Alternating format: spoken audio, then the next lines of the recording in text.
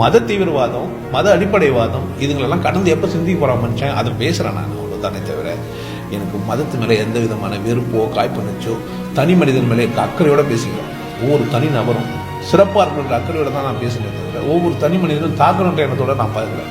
அவர் இந்துவாக இருக்கலாம் மனிதன், கிறிஸ்துவராக இருக்கலாம் மனிதன், முஸ்லீமாக இருக்கலாம் மனிதன். ஒரு மனிதன் இதுவாக இருக்க முடியும்.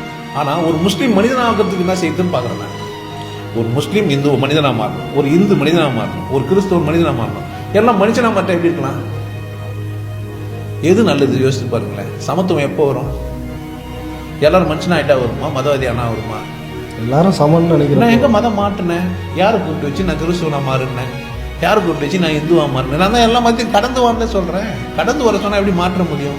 இது வரைக்கும் மனிதன் சிந்திக்கல. சிந்திக்க ஆரம்பிக்கிற மனிதன் யாராகிறான்னு பார்க்குறான்.